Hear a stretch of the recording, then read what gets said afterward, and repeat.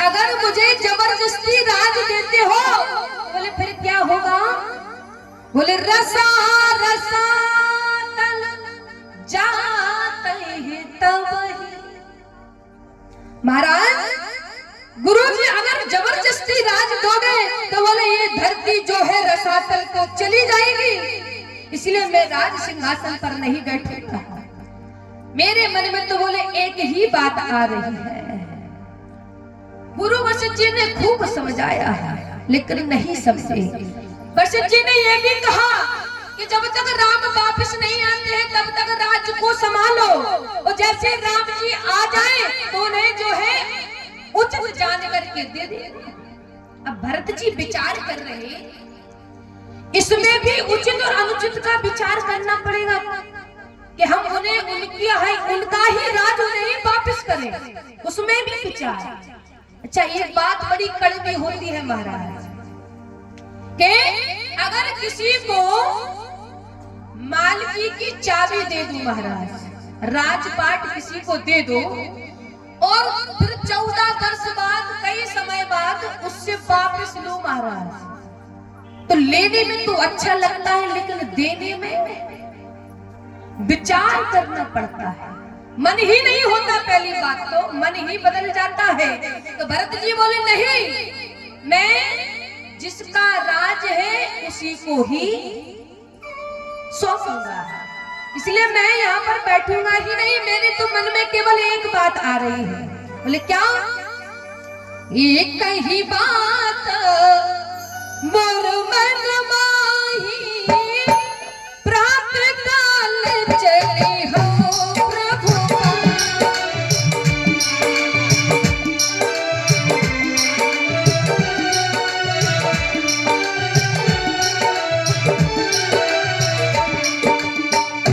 एक ही आत मोर मन माही, प्रातः काल चली हो प्रभु।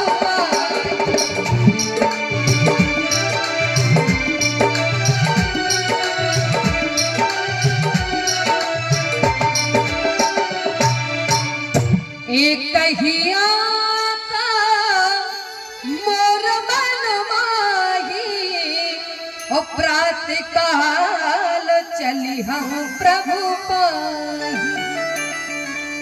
महाराज गुरु जी से कहते हैं मेरे मन में केवल एक ही बात आ रही है। बोले कौन सी? बोले प्रातः काल चली हम प्रभु पाही। मैं तो प्रातः होते ही प्रभु से मिलने के लिए जाऊंगा, और जिसको भी चलना हो वो मेरे साथ चल सकता है, और जिसको नहीं जाना है वो यहीं पर रह सकता है। महाराज जब इतनी बात को सुना वशिष्ठ जी प्रसन्न हो गए। ले बाओ भरत, मैं तुम्हारे मुख से यही बात को सुनना चाहता था। तो भरत जी ने कहा गुरुजी तैयारी की जाए, और जैसी तैयारी हुई तो गुरु जी को जो है रथ पर बैठाया और माताओं को पालकी सजाई, और जैसे ही पालकी सजाई और अयोध्या वासी भी तैयार है सब जाने के लिए, क्योंकि अयोध्या वासी क्या विचार कर रहे हैं, कहीं अगर हम फिर सो गए तो कहीं राम जी छोड़कर चले गए थे, भरत जी भी छोड़ कर ना चले गए। तो सब जाग रहे हैं, दिन में भी कोई नहीं सोया महाराज। और जैसे ही जाते हैं कि आपन दारुण दीनता सबई कहो सब जाए, और देखे बिद रघुनाथ पद जी की जरना न जाए।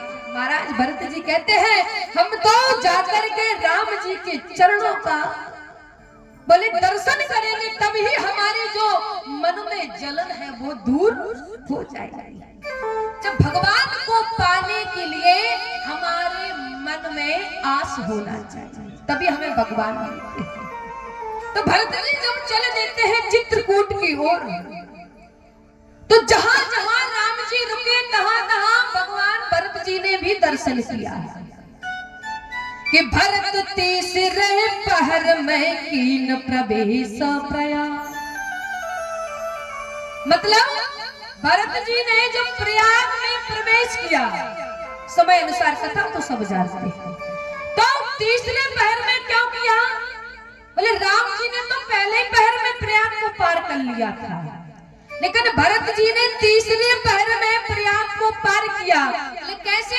बोले भरत जी विचार कर रहे हैं मन में, बोले कि मैं कितना बड़ा पापी हूँ, मैं भगवान को मुख दिखाने के लायक भी हूँ या नहीं। तो बार बार वो पीछे की ओर मुड़ रहे हैं और बार बार आगे बढ़ रहे हैं महाराज। तो भरत जी इतनी सोच विचार करके चल रहे हैं, तो गोस्वामी जी कहते हैं भरत तीसरे पहर में कीन प्रवेश प्रयाग, तीसरे पहर में प्रयाग को पार किया। और जैसे ही गुरुजी और माताओं के साथ चित्रकूट पर जैसे ही भगवान के पास मिलते हैं भरत जी, तो बोले कैसे मिले? बोले राम जी ने देखा तो कहूं धनुष कहूं निशंग धन तीरा, कहूं पट, कहीं पर पीतांबर गिरा हुआ है, कहीं पर धनुष पड़ा हुआ है, कहीं पर बाण पड़े हुए हैं।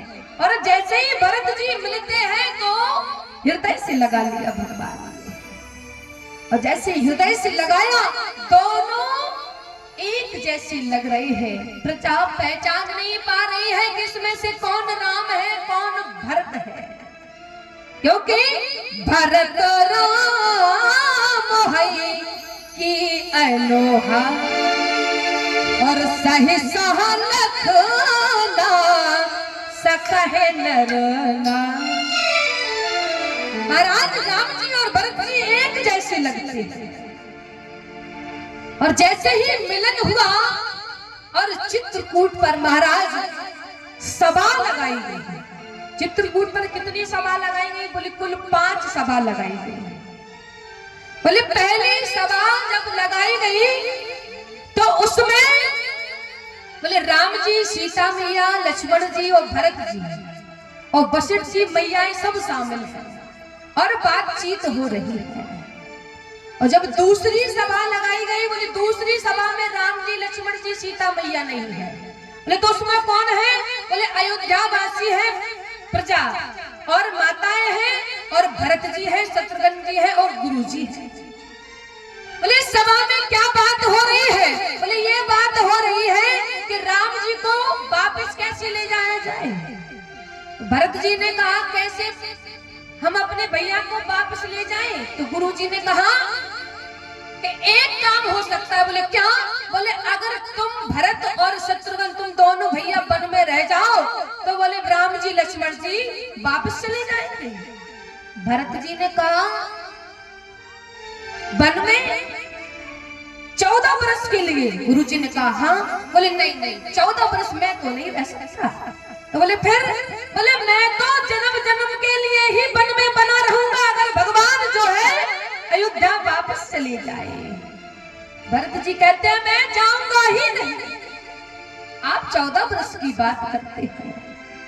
गुरुजी निशब्द हो गए, कुछ नहीं निकला मुझसे। अब जब दूसरी सभा समाप्त हुई, बोले तो चलो राम जी से बात करते हैं। तीसरी सभा लगाई गई, राम जी से बात हुई तो राम जी ने भी कह दिया गुरुजी आप ही जानो, जो आप आज्ञा दोगे मैं वही को मानूंगा। अब सबने जो है एक दूसरे पर बात डाल दी महाराज। बोले अब चौथी सभा लगाई गई। बोले चौथी सभा जब लगाई गई तो बोले उसमें कौन आ गया?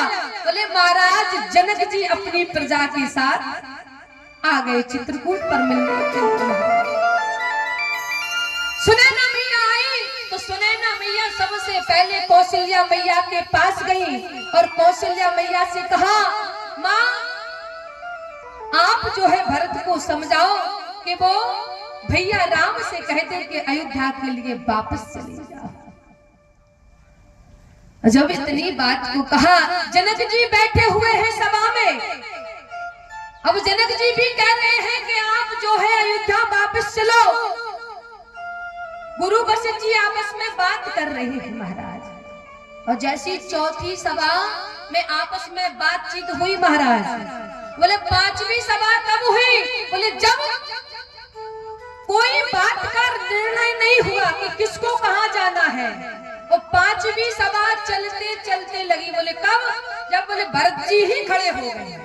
पांचवी सभा कहा अब आप मुझे आज्ञा दीजिए कि मुझे करना क्या है। राम जी से जब पूछने लगे तो राम जी ने कहा मुझे ही बताना पड़ेगा।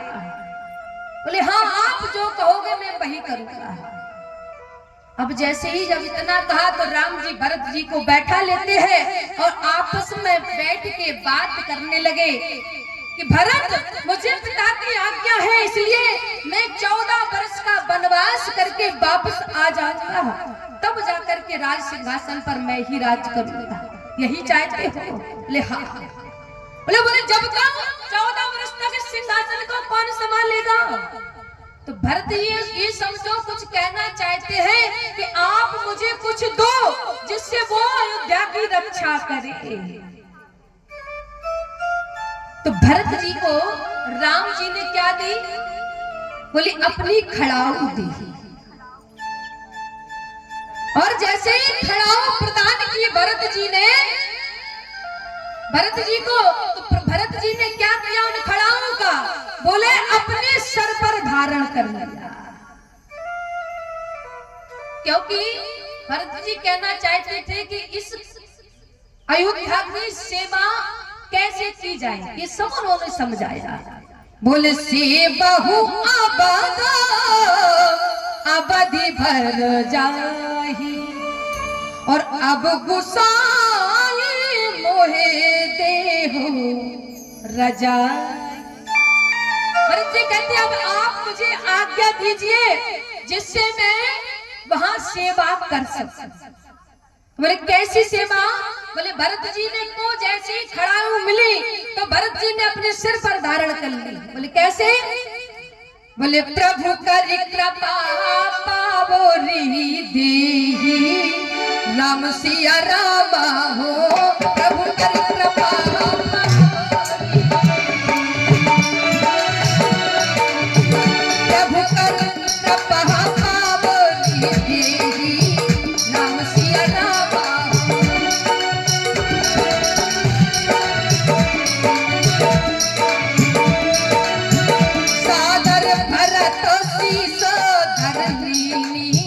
राम सिया रामा।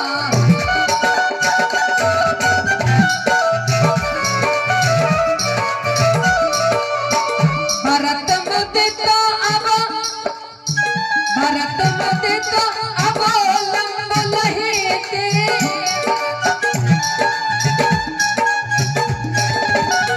अस सुख जस सिया राम रहे।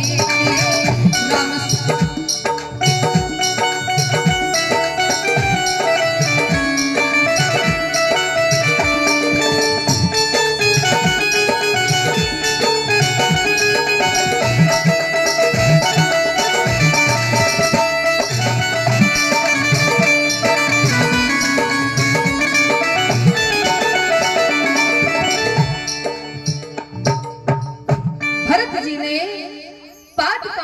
शीश पर रखा और जैसे ही शीश पर रख करके भरत जी जो है वहां से आज्ञा लेकर के चल देते हैं महाराज। और बोले कहां?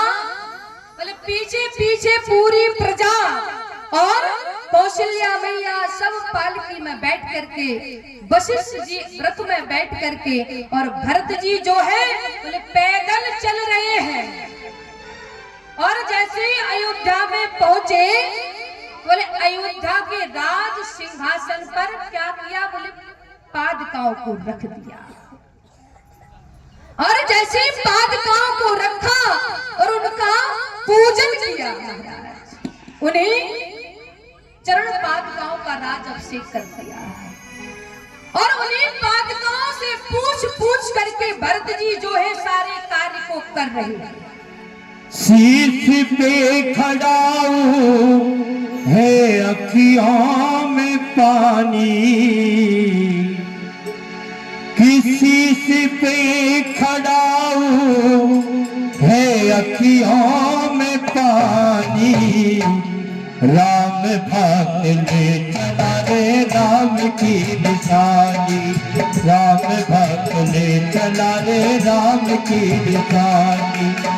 शीश पे खड़ाऊ है अखियों में पानी, पे खड़ा हूँ है अखियों में पानी, राम भक्त ले चला रे राम की निशानी, राम भक्त ले चला रे राम की निशानी।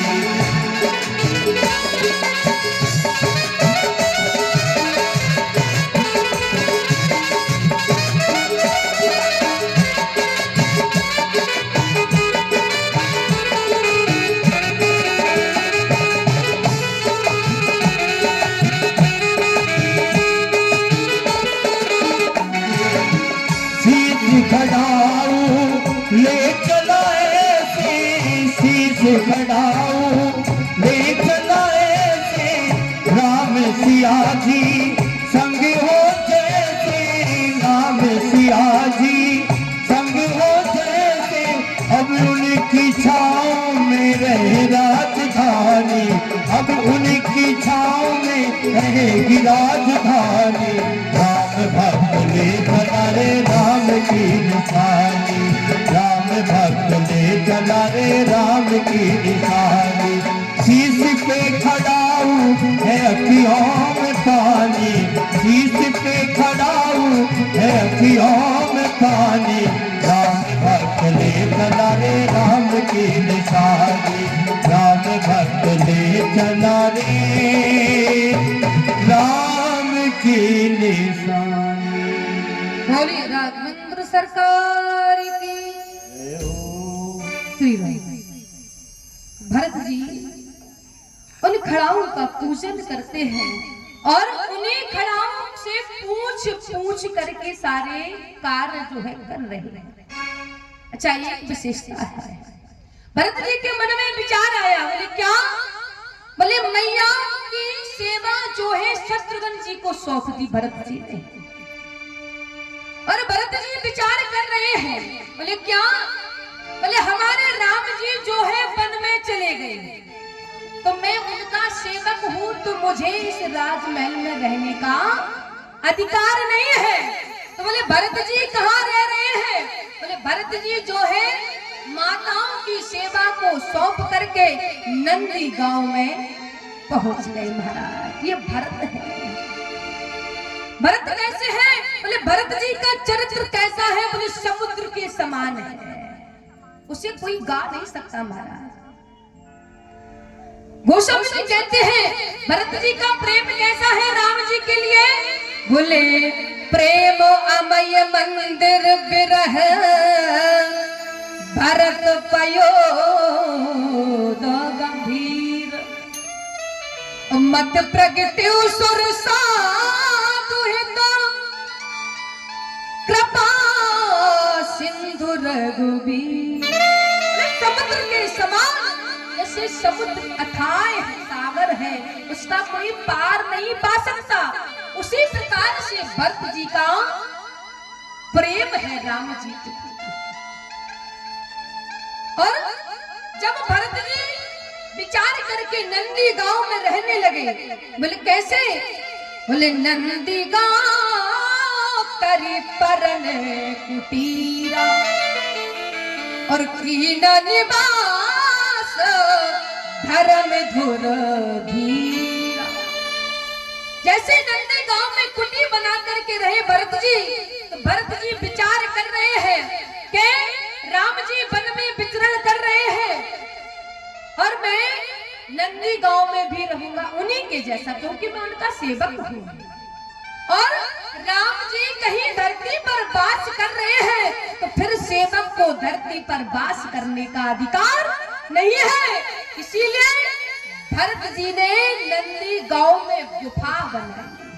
बोले किसके अंदर? बोले धरती के अंदर गुफा को खोदा, बोले इतनी गहराई कि उसकी जाकर के अंदर भरत जी ने साधना। और भरत जी कहते हैं राम जी हमारे कंदमूल फल खा रहे होंगे महाराज वन में, लेकिन इस भरत को, ये भरत सेवक है, तो इसे कंदमूल फल खाने का अधिकार नहीं है। बोले भरत जी क्या खाते हैं? बोले जो जौ होता है वो जौ को लेकर भरत जी पहले गायों को खिलाते हैं और गाय को खिला के जब वो गाय गोबर करती है महाराज, उस गोबर में जो 2-4 जौ निकलते हैं, बोले उस जौ का दलिया बना करके पाते हैं। इतना नियम संयम किया भरत जी ने, और भरत जी को देख करके सारे अयोध्या वासी भी नियम संयम से रह रहे महाराज। बोले भरत लाल की जय हो। तो भरत जी यहाँ निवास कर रहे हैं। तो यहाँ पर गोस्वामी जी कहते हैं, बोले भरत राम जी के प्रिय है। हम सब तो जो है भगवान राम के नाम का जप करते हैं, लेकिन राम किसके नाम का जप करते हैं? बोले भरत सरस को राम सनेही, और जग जप राम राम जप जे। राम जी भी हमारे भरत लाल के नाम का जप करते हैं, और ऐसे भरत जी जो है साधना कर रहे हैं। तो यहाँ पर जो है महाराज अयोध्या कांड समाप्त होता है, विश्राम लेता है। यहाँ गोस्वामी जी ने बड़ा सुंदर लिखा है भरत जी के बारे में। बोले क्या लिखते हैं? बोले भरत चरित करने और तुलसी जो सादर सुन, और सिय राम पद प्रेम, और अवश्य हो भव रस विरत। महाराज गोस्वामी तुलसीदास जी महाराज कहते हैं, भरत चरित करने तुलसी जो सादर सुनहि। महाराज जो भरत जी के चरित्र को सुनता है, बोले कैसे? बोले सादर के सहित।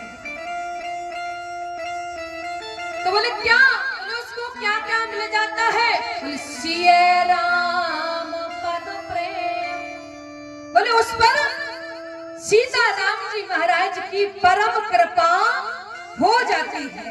बोले ऐसे भरत जाते हैं, और ऐसे हमारे भरत लाल जी हैं। यहाँ पर वो सेवा कर रहे हैं, और यहाँ हमारे जो राघवेंद्र सरकार चित्रकूट पर वास कर रहे थे महाराज। तो चित्रकूट पर राम जी ने 12 वर्ष रहे महाराज। और जैसे ही वहां से चलते हैं तो बोले चित्रकूट में पहले कहाँ गए हम? बोले अत्रि मुनि जी के आश्रम। और जैसे ही अत्रि मुनि जी के आश्रम पर गए उनसे मिलने के लिए, तो गोस्वामी जी क्या लिखते हैं कि रघुपति चित्रकूट बस नाना, और चरित किए श्रुति सुधा समान। कई लीलाएं की भगवान ने चित्रकूट में। बोले फिर बोले अत्रि के आश्रम जब गया हूँ, राम सिया रामा हो। अत्रि के आश्रम प्रभु गया हूँ, राम सिया रामा।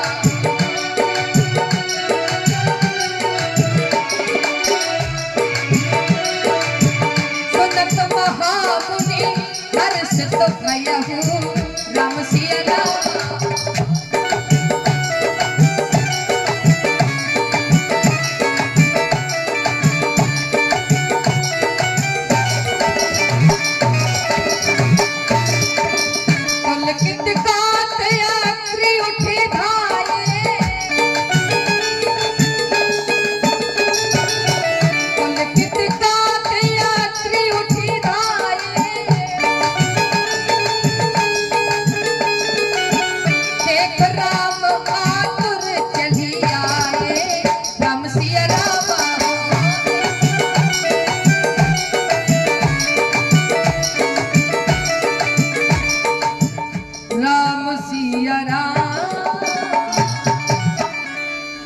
यहाँ अब कथा जो है अरण्य कांड में प्रवेश करती महाराज। जब अत्रि मुनि के आश्रम पर राम जी आए तो अत्रि मुनि ने देखा प्रभु राघवेंद्र सरकार हमारी कुटिया में पधारे हैं, तो बड़े प्रसन्न हुए महाराज। और इतने प्रसन्न हुए कि मन में हर्ष समा नहीं रहा, और उनको राम जी को आसन लगाया महाराज। और जैसे ही बैठाते हैं आसन पर और भगवान को निहार रहे हैं तो उन्हें स्तुति करने लगे अत्रि मुनि। बोले क्या स्तुति कर रहे हैं? बोले नमामि भक्त वत्सलम कृपालशील कोमलम।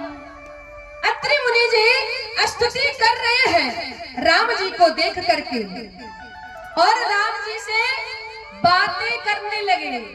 लेकिन यहाँ सीता मैया भी साथ में है महाराज। अब माताएं तुम्हारी कथा है, तुम्हें ध्यान से सुनना है कि नहीं? अभी तो वैसे कथा तो सबकी है, लेकिन जहां जिसका चरित्र आ जाए महाराज, तो अब सीता मैया जब साथ में है तो सीता मैया किससे मिलने गई? बोली अनुसुईया मैया से। ध्यान से सुनता है। बोले अनुसुईया मैया से मिलने के लिए गई सीता मैया और इधर अत्रि मुनि जी के पास राम जी और लक्ष्मण जी विराजमान। अब जैसे ही सीता मैया अनुसुईया मैया के पास गई तो अनुसुईया मैया की क्या है? बोले पुत्र वधू है। अब कहो पुत्र वधू कैसे हो गई? बोले ऐसे हो गई, बोले जब एक बार भगवान परीक्षा लेने गए थे। बोले कब की बात है? बोले नारद जी ने जब तीनों देवियों को भड़काया था महाराज कि जाओ इस धरती पर जो है पतिव्रता स्त्री कौन है? बोले अनुसुईया मैया। और तीनों देवियों के कहने पर गए थे तो वो माताओं का भजन आता है। वो कौन सा भजन है? बोले माता अनुसुईया ने डाल दियो पालना और झूल रहे तीन देव बन करके पालना। झूल रहे तीन देव माता अनुसुईया ने डाल दियो पालना। अनुसुईया ने डाल दियो पालना। झूल रहे तीन देव बन करके पालना। झूल रहे तीनों देव बन करके पालना। झूल रहे तीन देव बन करके पालना। झूल रहे तीनों देव बन करके पालना।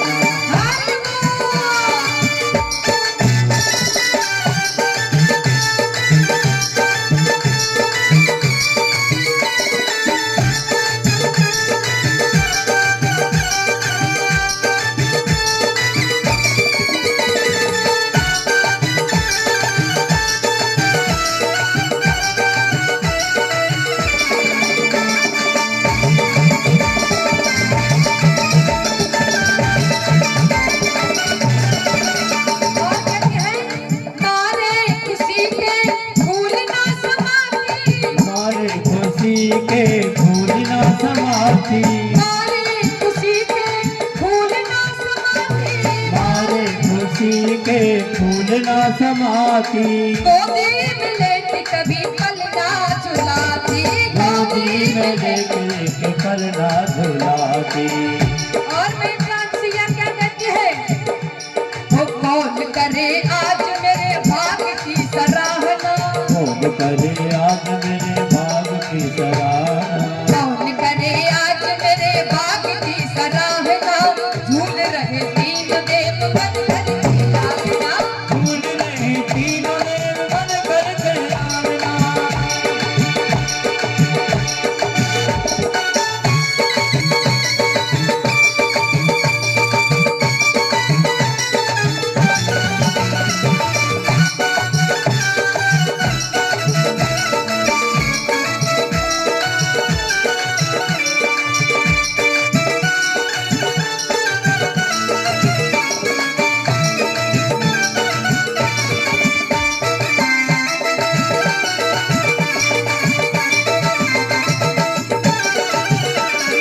झूल रहे तीन देव बन करके बोलिए राघवेंद्र सरकार की। बोले वो तीन देव कौन कौन से हैं? बोले ब्रह्मा विष्णु महेश। और विष्णु भगवान कौन है? बोले हमारे राघवेंद्र सरकार। बोलिए राघवेंद्र सरकार की जय हो। जब राघवेंद्र सरकार पहले झूला झूल गए महाराज तो यहाँ गोस्वामी जी क्या लिखते हैं? बोले अनुसुईया के पद गई सीता राम सिया राम और मिला है बहोरा राम सिया राम। बोले अनुसुईया के पद गई सीता और मिला ये बहोर सुशील विनीता।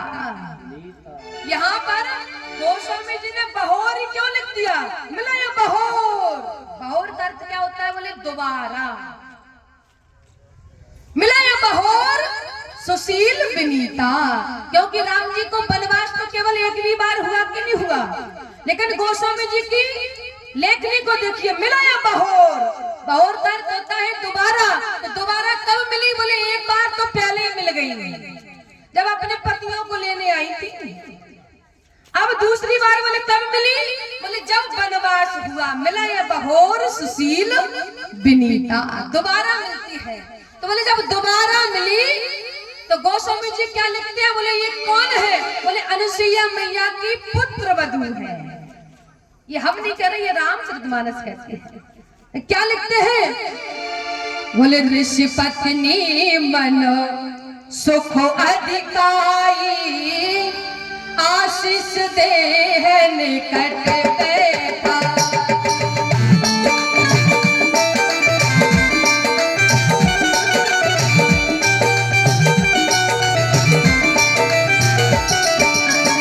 ऋषि पत्नी मन सुख अधिकाई,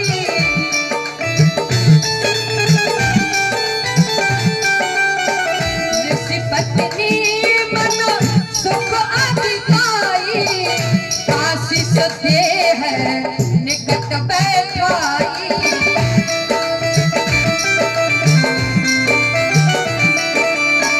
दिव्य बसन भूषण पहराए, दिव्य बसन भूषण पहराए, जय नूतन अमल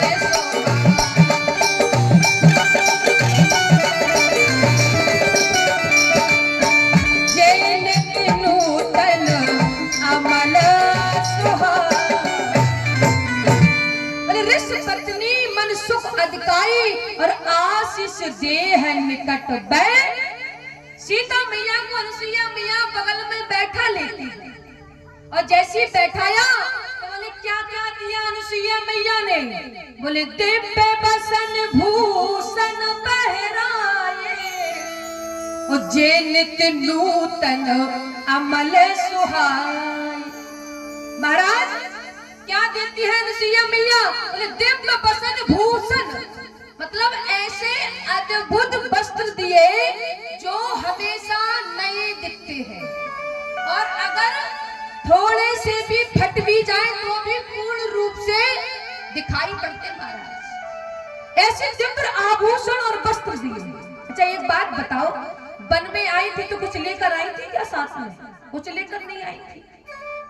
तो इधर अनुसुईया मैया ने दिव्य बसन भूषण पहनाए और जे नित नूतन अमल सुहाए, ऐसे वस्त्र आभूषण दिए महाराज। और जैसे ही आभूषण देती है तो फिर कहती है काय ऋषि वधू सरस मृदुबानी और नारी धर्म कछु ब्याज बखानी। महाराज जैसे ही आभूषण पहन लेती है फिर सीता मैया अनुसुईया मैया से पूछती है, क्या? बोली मैया आपसे एक बात पूछे। मैया ने कहा हाँ आप पूछो, एक क्या दो बात पूछ लो। तो सीता मैया क्या पूछ रही है अनुसुईया मैया से? बोले ये पूछ रही है कई ऋषि वधू सरस मृदुबानी और नारी धर्म में कछु ब्याज बखानी। मैया आप ये बताइए कि स्त्री का धर्म क्या होता है? अब ऐसा नहीं है कि सीता मैया कुछ जानती नहीं थी। माता है ध्यान से सुनना, सीता मैया सब कुछ जानती थी लेकिन वो पूछ क्यों रही है? तो इसलिए पूछ रही है इन कलयुग की नारियों को उपदेश दे रही है। बोले कि नारी का धर्म क्या होता है? तो यहाँ गोस्वामी जी लिखते हैं कि अनुसुईया मैया कहती है कि बेटी सीता मातो पिता भ्राता हितकारी और मृत पद सुन सब राजकुमार। कहते हैं माता पिता ये सब हित करने वाले होते हैं, लेकिन बोले अमित दान भरता बेदेही और अदम जो नार जो सेवा न देही। जब कहा कि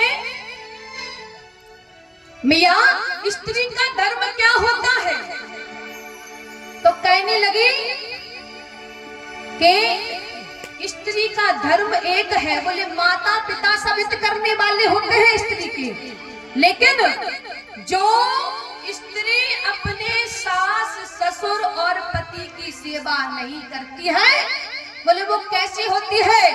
बोले अधम जो नार वो सेवा न देही, अमित दान भरता बेदेही और अधम जो नार वो सेवा न देही। बोले ऐसी स्त्री कौन होती है? बोले इन सब की सेवा नहीं करती, बोले तो अधम होती है।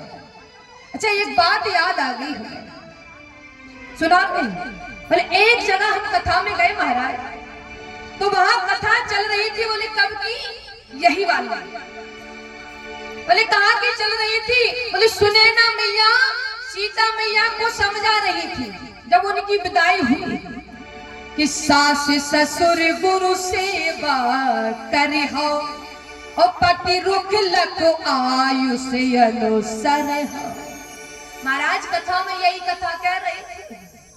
अब जैसे ही उस कथा में क्या हुआ, एक माता जी बैठी, बहुत बड़ी पंडाल थी महाराज ऐसी, उसमें एक माता जी बैठी, तो वो बार बार बैठे और बार बार खड़ी हुई। अब हमने विचार किया ये मैया को हो क्या गया है, बार बार बैठ रही है, बार बार खड़ी हो रही है। और जैसे वो महाराज कथा को गाए ऐसी चौपाई को, बोले क्या?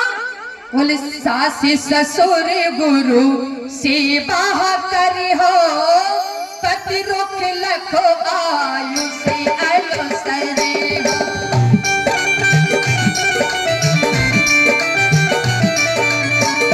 पति रुख लखो आयु से अनुसरे हो। और जैसे इस चौपाई को गाया महाराज, तो माता खड़ी हो रही और बैठ रही, फिर तो उनका मन नहीं माना, वो कथा छोड़ के घर पर पहुंच गई।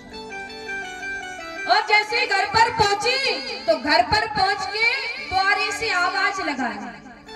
और द्वारे से आवाज क्या लगा रही? बोले बहुरानी ओ बहुरानी। बहू ने सोचा आज ऐसी क्या बात है कि मैया बड़ी कोयल की तरह बोल रही। अब पहले नहीं बोलती हो सासू मां अच्छे से, अब जैसे उसने नहीं सुना तो फिर आवाज लगी बहुरानी ओ बहुरानी।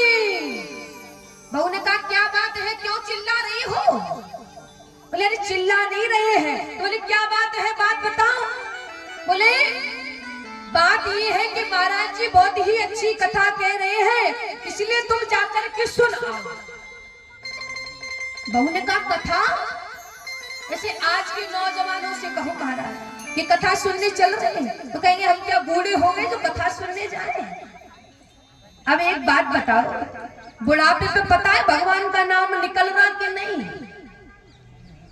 लेकिन ऐसी बहू बोली कथा सुनने हम, बोले हम नहीं जाते, हमारी क्या उम्र हो गई कथा सुनने की, तुम ही सुनाओ। तो सासू मां ने कहा नहीं नहीं बहुरानी, पंडित जी बहुत ही अच्छी कथा कह रहे, जाके सुन तो आओ। बहू ने कहा कौन सी कथा कह रहे? बोले वो पता नहीं, तुम तो सुनाओ। बहू ने कहा अच्छा। जैसे तैसे बहू को मनाया और बहू कथा सुनने के लिए गई, तैयार होगी महाराज। तो पहले त्रेता युग में कितने श्रृंगार चलते थे? बोले 16। और कलयुग में 2 और बढ़ गए महाराज, कटिंग और फटिंग। तो कितने हो गए? बोले 18। अब जैसे 18 श्रृंगार करके बहू चली और कथा में पहुंची महाराज, तो कथा बदल गई। तब तक पंडित जी का प्रसंग बदल गया महाराज। और जैसे प्रसंग बदला तो वहां भी महाराज जी बहुत ही अच्छी कथा कह रहे हैं। वो कब की कथा कह रहे हैं?